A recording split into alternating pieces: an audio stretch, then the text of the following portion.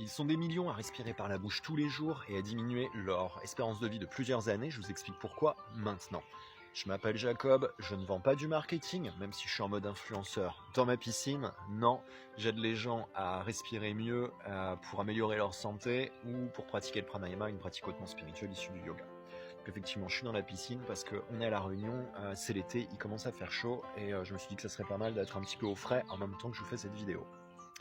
Alors, la respiration buccale, c'est probablement l'habitude la plus nuisible dont il faut absolument vous débarrasser voilà, pour améliorer votre santé. Il y a tellement de risques à la respiration par la bouche, la respiration buccale, que j'ai eu du mal à tout mémoriser. J'essaye de faire rapidement et succinctement. La respiration buccale va augmenter le stress, l'anxiété, l'agitation mentale, diminuer votre capacité de mémoriser des souvenirs ou des choses que vous devez apprendre. Ça va perturber vos cycles de sommeil profonds et augmenter les risques d'apnée du sommeil et de fatigue chronique. Respirer par la bouche diminue la fonction de filtration et d'élimination des agents extérieurs comme les allergènes, les virus, les bactéries, et donc vous allez tomber malade plus souvent. Le fait de respirer par la bouche va assécher votre muqueuse buccale et augmenter les problèmes bucco-dentaires. Par exemple, inflammation des gencives, diminution de l'émail sur vos dents, donc caries et autres. Je ne suis pas dentiste.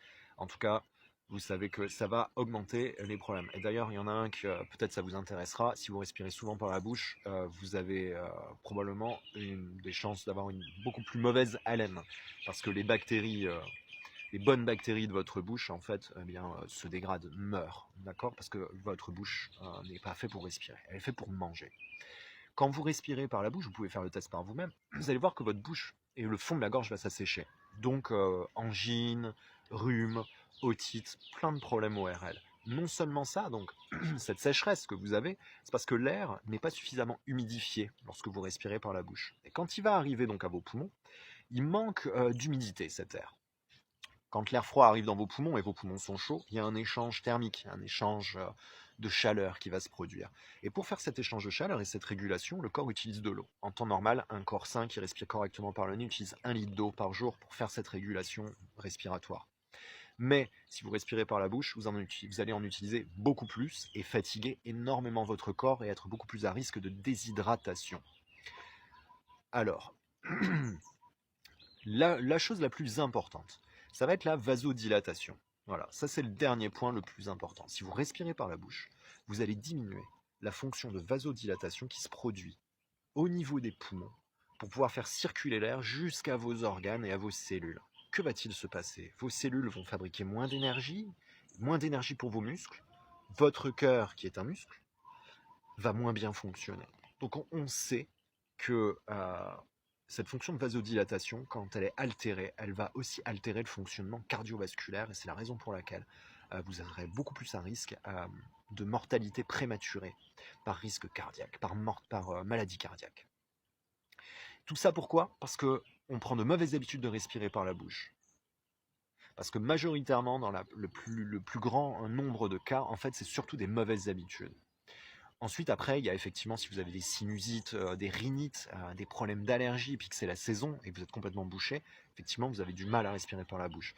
Mais je vais vous expliquer d'ici quelques jours pourquoi, en fait, et ça va vous surprendre, je vais pas vous dire tout de suite, je vous vends pas le secret, mais je vais vous dire comment déboucher votre nez, quelle est la méthode la plus efficace et vous allez être vraiment surpris. Je vous parle en connaissance de cause et je vous expliquerai pourquoi la prochaine fois. Alors, eh bien voilà pour aujourd'hui, pour la respiration buccale. J'espère que ça vous a éclairé au sujet de tous les risques que vous avez si vous respirez par la bouche et que ça va vous inciter à respirer différemment. Donc dans les prochains jours, au-delà de vous donner un conseil pour le nez ou de vous expliquer pourquoi respirer par le nez va fabriquer un certain composant qui est extrêmement important pour le corps, eh bien je vais aussi vous donner une pratique et on va pratiquer ensemble pendant une dizaine de minutes une respiration qui va entretenir en fait vos narines. C'est quelque chose de très facile qui est issu du yoga. Je vais bien vous guider, vous allez voir, c'est très relaxant, c'est très apaisant. Donc je vous invite à suivre tout ça cette semaine. Et puis à liker, à aimer ma page s'il vous plaît, commenter, partager si vous aimez, ça me fera très plaisir. Et puis voilà. Donc prenez soin de vous, respirez bien, respirez mieux et à demain.